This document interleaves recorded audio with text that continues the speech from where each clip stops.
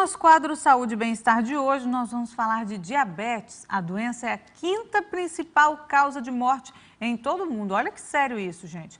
Para falar mais sobre isso, eu recebo aqui no estúdio a doutora Rafaela Barcelos. Muito boa tarde. Boa tarde. Doutora Rafaela, que também vai responder as perguntas do pessoal de casa. Nosso telefone, você já sabe, 3373-7608. Doutora, eu já começo te perguntando o seguinte, o que é diabetes? Porque às vezes a pessoa tem a taxa de glicose alta, mas não chega a ser diabetes, né? Exato. O diabetes mellitus é uma doença caracterizada pela elevação da glicose no sangue. Mas existe realmente o pré-diabetes, onde você tem essa elevação da glicose, mas não chega a níveis diagnósticos para a doença. Então é muito importante procurar um especialista para fazer os exames adequados e chegar, porque a evolução é diferente e o risco de complicações também. A partir de quanto ali na taxa que a gente tem que ficar em alerta? Quando a gente tem um valor de glicose em jejum de 8 horas, o mínimo, e máximo de 14 horas, maior ou igual a 100, isso é pré-diabetes. Quando ele passa de 126 por mais de 2 vezes, ou o teste de tolerância oral à glicose excede 200, esse é o diagnóstico de diabetes. Mas vale sempre procurar um especialista. Para dar uma analisada, Exato. Né? Falar em procurar um especialista, está tendo, inclusive, uma ação, né, no Hospital Rio Doce para quem quer fazer esse exame para medir quanto está a glicose, de graça, né? Exato. Nós comemoramos essa semana, na quinta-feira, dia 7, o Dia Mundial da Saúde. E o hospital resolveu promover, das 8 às 16 horas, a realização gratuita, contando com profissionais da área de saúde para aferir a glicemia capilar. Essa glicemia capilar, ela não infere o diagnóstico de diabetes. Glicemia capilar? É o furinho de dedo. Ah, tá. É um exame feito na hora, com pouquíssimo doloroso, com materiais estéreos e oferecido de modo gratuito, que quando valores muito elevados, a gente pode até dar o diagnóstico de diabetes, mas não é um critério diagnóstico inicial, só quando o paciente tem excesso de sede, fome, perda de peso e esse furinho de dedo passa o valor de 200. Mas isso os profissionais vão estar assessorando, mas é uma ótima programação, a campanha. Com certeza, fica convidado o pessoal de casa. Doutora, é verdade que a gente está vivendo tempos de epidemia de diabetes? Exato. A Organização Mundial de Saúde define hoje, século XXI, uma epidemia de diabetes, quando a gente perdeu o controle da incidência e da prevalência dessa doença. Então, assim, números exorbitantes. A previsão é que hoje a expectativa é que a gente tenha cerca de 380 milhões de pessoas com diabetes no mundo e que até 2035 chegue a 470 milhões, sendo que habitualmente essas previsões da OMS, da Organização Mundial de Saúde, elas são antecipadas. Então, em geral, a gente tem tido a previsão é que alcance esse número de quase 500 milhões em 2035. Em geral, antes dessa data, isso acontece. Por que esse número está tão alto, hein, doutora? As causas associadas ao diabetes têm muito a ver com o estilo de vida moderno. O fast food, o excesso de comidas ricas em gorduras e carboidratos, a obesidade cada vez mais prevalente, cada vez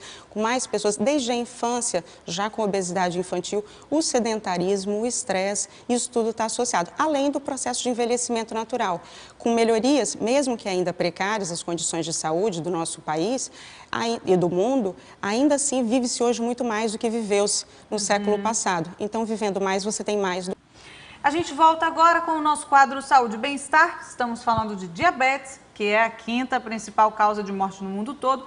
Doutora Rafaela Barcelos segue aqui comigo e agora é hora de responder as perguntas do pessoal de casa, viu, doutora? Eu começo aqui com a pergunta do Ralph, do bairro Santo Antônio de São Mateus. Ele mandou essa pergunta logo cedo. Meu pai tinha diabetes, minha mãe também, minhas 2 irmãs também. Já está preocupado, quer saber que exame deve fazer e como prevenir esse mal. De imediato procurar, pode ser um clínico, um médico generalista, para a realização da aferição da glicose de jejum, que é um exame de sangue, bastam 8 horas de jejum. E a partir daí o médico responsável vai dar seguimento aos procedimentos diagnósticos necessários. Tem também a pergunta da Jane, de São Mateus, quais são os legumes e verduras que quem tem diabetes não pode comer. Ela quer saber se faz sentido aquela história de que tudo que dá debaixo da terra o diabético deve evitar. E tem a ver com a pergunta da Mercedes, de Povoação, que quer saber qual é a alimentação adequada para o diabético, né? Estive recentemente, há cerca de 2 semanas, num congresso em São Paulo, onde a gente discutiu muito sobre diabetes, obesidade, doenças associadas. E não existe segredo, nem para a obesidade, nem para o diabetes. O equilíbrio é o segredo. De modo geral, para o diabético, a gente orienta que evite ao máximo alimentos que contenham açúcar. Qualquer tipo de açúcar, refinado, cristal, mascavo, são todos açúcares. E com relação a legumes, frutas e verduras, eles de fato têm variados índices glicêmicos, então eles vão ter impacto na glicose do sangue diferentes. Mas conversando com o seu médico, em termos de quantidade e tipo, todos eles são liberados. Os que estão debaixo da terra aumentam um pouco mais, mas também são liberados. Uma batata, né? Exatamente. Mas equivale-se ao arroz, à farinha e alguns, como a batata doce, ainda têm melhor qualidade com menor índice glicêmico. Então todos são liberados, legumes, verduras e frutas, desde que na quantidade nos horários corretos. Correta, né? O José Arnaldo de Linhares quer saber se tem algum chá que pode ajudar no controle da diabetes e também se caminhada ajuda. Certo. Eu já ouvi dizer chá de berinjela, põe na jarra, isso aí ajuda? Tem vários. O que ocorre? Se tem realmente eficácia, é porque tem algum medicamento, ainda que natural. Mas não temos estudos de segurança e eficácia. Então, eu como médica, nem em outra, a gente pode prescrever, porque a gente não tem comprovado eficácia. E mais ainda segurança. São pacientes, em geral, com muitas medicações. Então, se tiver alguma reação, um problema hepático, renal, eu não vou saber o que foi, qual foi a interação responsável. Então, a nossa recomendação é que procure um especialista e, através da medicina, né, baseada em evidência científica, a gente tem o melhor tratamento, que hoje a gente tem muitas drogas no mercado. O Josiel Pacito, que mora em São Mateus. Desculpa, e sobre a caminhada.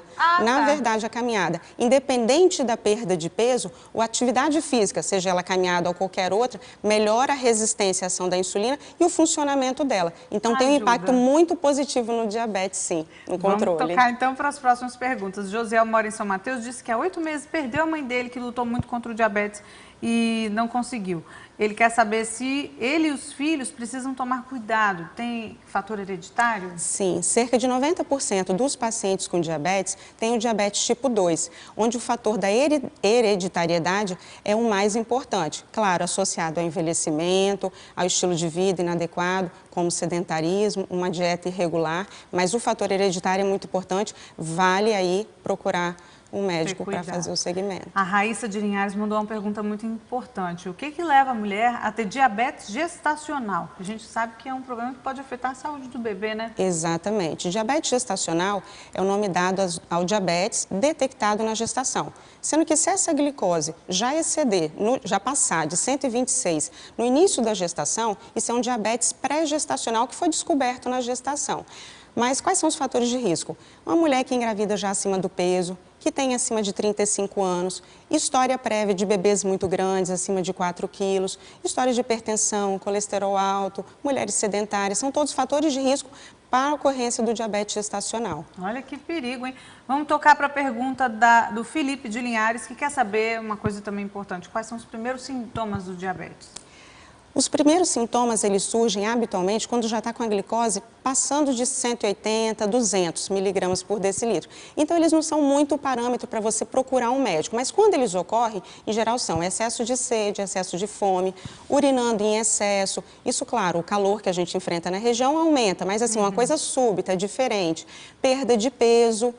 Às vezes dores nas pernas, mas isso é quando o diabetes já está bem alto e descontrolado. Tá certo, doutora, muito obrigada. São muitas perguntas, que agradeço, né? Lembrando, então, o Hospital Rio Doce, dia 7 de abril, está fazendo testes aí para conferir como é que está a glicose de graça. Doutora, mais uma vez, muito obrigada. Eu que agradeço.